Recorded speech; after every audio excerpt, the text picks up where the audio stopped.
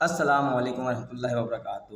امید ہے سب خیریت سے ہوں گے۔ اللہ تعالیٰ سب کو اپنی حفظ و امان میں رکھے، خوش رکھے۔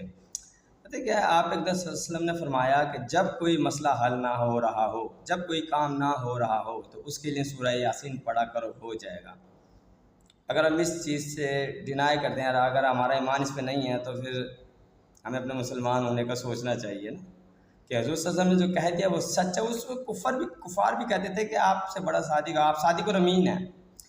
پھر جب آپ ایک صلی اللہ علیہ وسلم معراج کے موقع پہ اللہ تعالیٰ سے ملنے گئے تو اللہ تعالیٰ نے کہا میرے پیارے حبیب، آپ کے لیے تحفے میں سورہ بقرہ کی آخری 2 آیتیں رکھی ہوئی ہیں۔ میں نے یہ جبرائیل نہیں لا سکتے تھے آپ تک، اس لیے میں نے آپ کے لیے رکھی ہوئی ہیں تاکہ میں آپ کو اس موقع پر دوں گا۔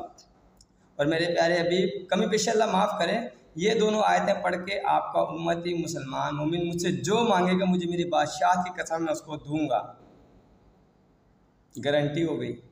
صحیح ہے نا، اللہ کو قسم کی ضرورت نہیں ہے، لیکن اللہ پاک کہہ رہے ہیں۔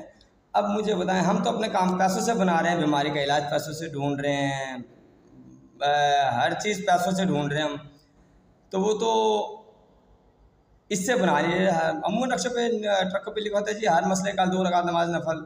کیا ہمارے اس پہ ایمان ہے؟ ہم کر رہے ہیں ایسا؟ نہیں کر رہے۔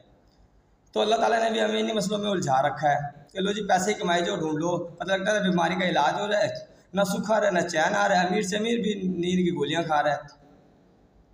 تو جب ہمارا ایمان اس پہ آ جائے گا تو ہمارے اس سے مسئلے بھی حل ہوں گے۔ اور میں تو ہوتے دیکھے ہیں لوگوں کے، میں اپنی سوسائٹی ایسی رکھتا ہوں جو ایمان کے قریب ہیں، لیکن میں ہمیشہ ایک بات کہتا ہوں کہ وضو کے لیے پانی پاک ہونا چاہیے، لیکن کہ ان سے ہمارے کام بنے اس کے لیے ضروری کہ ہم جھوٹ، بے ایمانی، فراڈ، دھوکے بازی، ملاوٹ، ناپتون میں فرق سب چھوڑ دیں۔ اللہ ہمیں عمل کی توفیق دے، آمین۔ پسند آئے تو فارورڈ کیجیے گا۔